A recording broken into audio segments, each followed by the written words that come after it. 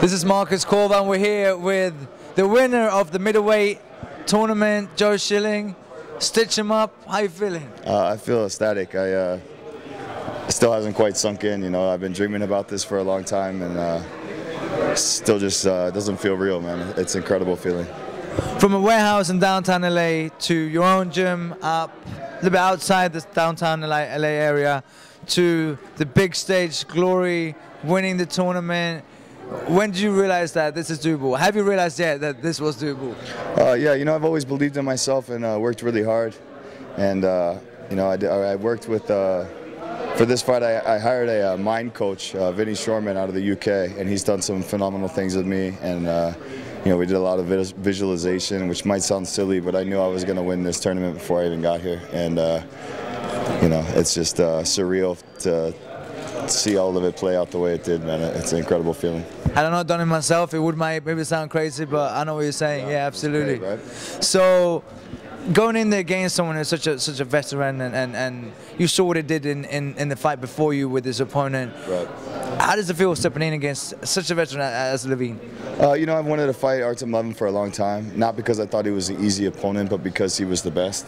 Right. And you know, I thought maybe from the weigh-in, he weighed in at like 182 when the weight class was 187. You know, I cut weight. I'm probably about 202 right now, and it didn't seem like he cut weight. I thought I was going to have some power advantage over him. I thought, you know, I'm bigger and stronger than him, and that fucker hits pretty hard, you know. He was slipping my punches and catching me with counter hooks, and, you know, I was having a really hard night there for a while. And did he hurt you? He didn't hurt me, but it was like, oh, shit, you know, this guy can box. You know, this guy, I didn't feel the first guy, I felt like I could outbox him. I could pretty much do whatever I wanted. The second fight with Levin, first round I lost. Second round I dropped him, and I was like, okay, I'm in this shit. And then the third round I was gassed. You know, I've had bronchitis the last few weeks, and after the first fight, all that shit started coming up, and I got out there, and man, my chest is still burning. It's not it's something I just had to go for it. And then I thought maybe the third round, I thought I had still won, but when they said the fourth round, I was like, fuck, you know, like, fuck, one more round, how am I going to do it? You know, and my manager and my coaches were like, this is the time. You got to forget everything. Right now, it's now or never. Right now, you got to put it, you know, for 150,000, Joe, you got to do it. And I tried to stay in there, and I knew I didn't have the energy to try to outbox him. Although the beginning of the fourth round, I tried to at least like get my respect back and really bomb on him with him in the pocket. And I looked for the big shots, and I caught his kick, and the right hand landed solid. They called it a knockdown. I feel like it was a knockdown. I know I hit him hard, and the way he dropped, it was obviously a knockdown. So, you know, then I was just like, oh my God.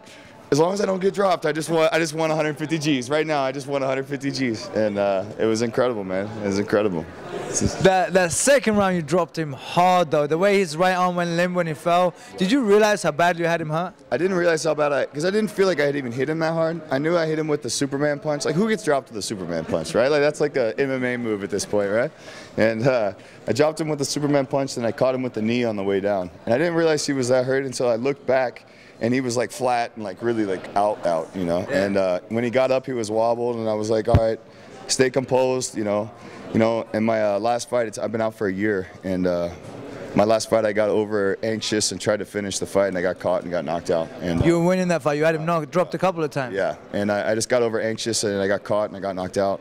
So when that happened today, I wanted to finish the fight, but I didn't want to get over anxious and make that mistake again. And you know, he clinched me up well and stalled out and came back strong. So it was just it was a great fight. To win, to be an American and to win it here in my hometown is just incredible. To do it in an extra round is just epic, man. I'm so pumped. It was funny because he came out, and it was a little bit of the Rocky story, the way he came out dancing like Apollo, except he was the Russian. Yeah. And then it was really a Rocky story, the way it came about, and you won this. And I think the only thing greater than the fight tonight was your speech afterwards. You said you're gonna put a down payment on a house for your children. Yeah. What else does Joe Schilling want to do? I don't know, that down payment on the house is pretty cool. I'm kind of tired of paying rent, you know, that shit sucks. So, you know, I'll probably pay off my car and actually pay back money to my mom for the first time in my life that she's loaned me, maybe pay back a few loans, and, you know, just live an easier life. You know, a week ago, I was having to borrow money from my manager because I couldn't afford gas to get to the doctor to pay my medical. So you know, it's been a rough road getting to this point, and it just feels amazing to have a check for $150,000 right now. Incredible. You know, you're not shy of saying what you want and who you want. Who do you want next? I don't know. You know, I want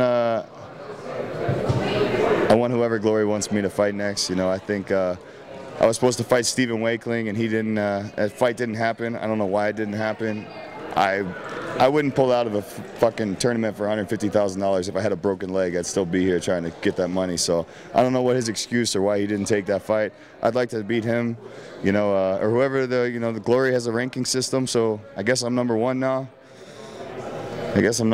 So whoever number 2 is, I guess. Actually, you don't have to go looking for people anymore. They got to come looking for you now. They got to come looking for me. This is good. Happy for you, Joe. Congratulations. Great fight, man. Appreciate it, though.